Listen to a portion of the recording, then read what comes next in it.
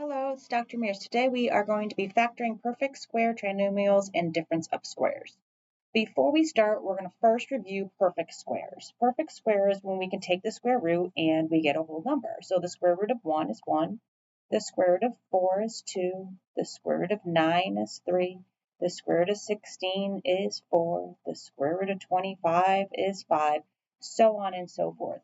We can even do the square root of x squared, which is x. They undo each other. These are inverse operations, taking the square and square root.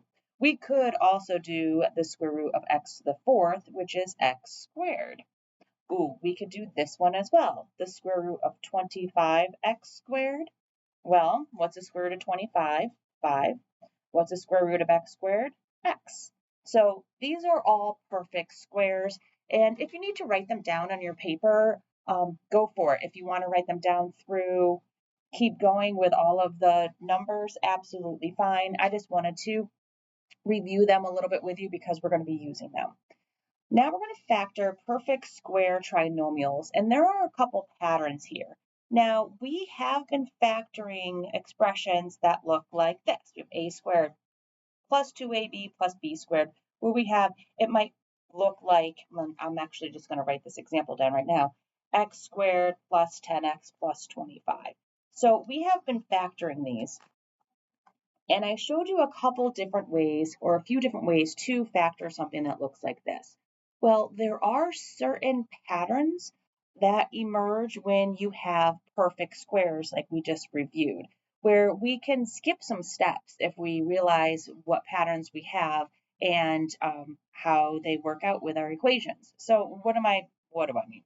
Okay, so in this one here, what we need to do is we need to take the square root of the first term, that square term, so the square root of a squared, that's a, and we need to take the square root of the last term, the square root of b squared is b. And what we can do to factor it, we just do parentheses, we write a plus b and a plus b. And this works when these both are perfect squares.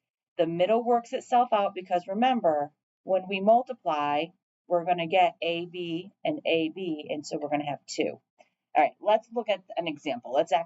We're talking hypothetical because we have no numbers going on. So let's look at this one. Okay, so first one I'm going to notice, I have 2 plus signs, and so here I have 2 plus signs. This works when we have 2 plus signs here. We'll get to the second one in a second. So 2 plus signs, perfect. All right, can I take the square root of x squared? Yes, that's x. Can I take the square root of 25? Yes, that's 5. So I have 2 plus signs, and I can take the square root, so I have 2 perfect squares.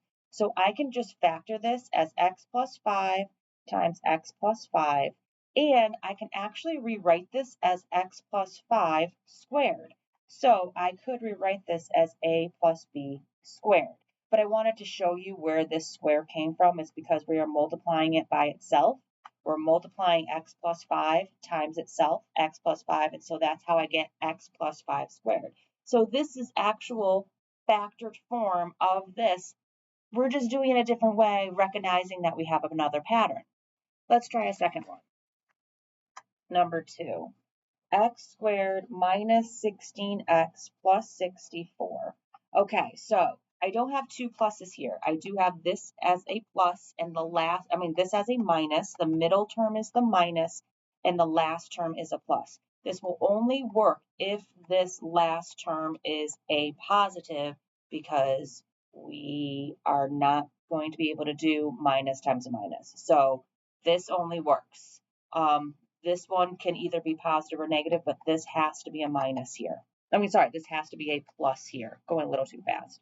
Okay, so minus plus for the last term, yes. Can I take the square root of x squared? Yep, that's x. Can I take the square root of 64? Yes, that's 8. So I can write it as x minus 8, a minus b, times x minus 8. And yes, I can rewrite it as x minus 8 squared. So this equals a minus b squared. And that's why we call them perfect square trinomials, because we have a trinomial and we're factoring it into a perfect square. Pretty neat. All right, let's try one more. Number 3, I have negative, can't see it, negative 20x plus 4 plus 25x squared. Now be careful of these because it's not in order. So always make sure it has to be in order of decreasing exponents. So I have to put this 25 first. So let's just rewrite this as 25x squared, okay? The next is minus 20x and then plus 4. So now they're decreasing. All right, let's see if I can use my special pattern here. Can I take the square root of 25x squared? I sure can. The square root of 25 is 5. The square root of x squared is x. Can I take the square root of 4? Yes, that's 2. So I'm going to get 5x minus 2 times 5x minus 2, just making it there. And I can rewrite it as 5x minus 2 squared. And that is factored form. So I can completely jump all of those other steps of factoring if you realize that we have perfect squares. Now, if you like our other way of factoring better, that's absolutely fine. But I just wanted to show you patterns, little pattern recognitions, and looking at perfect squares. And the last page that I have is factoring difference of squares.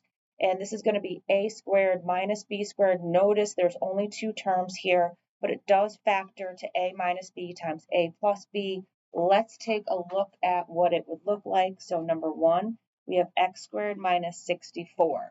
So again, you have to recognize that you have perfect squares. That's why they're so important to know. And so x squared is perfect square, so the square root of x squared is x. The square root of 64 is 8. Okay, so I have no middle term here. There's no x term here like we did before. So that's why it works. I don't have an x term. No x term. Only x squared and a constant. And the constant being that minus 64. Okay, so I took the square root, and so I'm going to put it in this form, x minus 8, x plus 8, and that's it. That's it. Number 2, let's try it again. 9x squared minus 36. Okay, 9x squared minus 36. Now, 9 and 36 are perfect squares, and so is x squared. However, I do see a greatest common factor here, and so again, making sure you take out a greatest common factor first, it is going to make it a little easier to handle the numbers. So I'm going to take out my greatest common factor of 9, and so I have x squared minus 4 left. And then I'm going to factor what's inside here. So I'm going to bring my 9 out. So the square root of x squared is x. The square root of 4 is going to be 2. And so it's going to be x minus 2, x plus 2. Just following that pattern up here. Don't forget to write the greatest common factor on the outside. It is getting multiplied. I'm seeing a lot of you forget to write that greatest common factor in your final answer. So please don't forget that greatest common factor. And our last one for the day, number 3, 16x to the 4th minus 81. We don't have a common factor to factor out here. This has no x next to it. You'll see there's no x term, so I can't even take an x out. But I can take the square root of 16x to the 4th. Square root of 16 is 4. Square root of x to the 4th is x squared. And I can take the square root of 81, that's 9. So I can set it up. 4x squared minus 9, 4x squared plus 9. And I'm factored. That's it. Easy peasy, but you do have to know your perfect squares. We will be trying some in increasing difficulty, of course, but this is factoring perfect square trinomials and difference of squares. I hope it helped.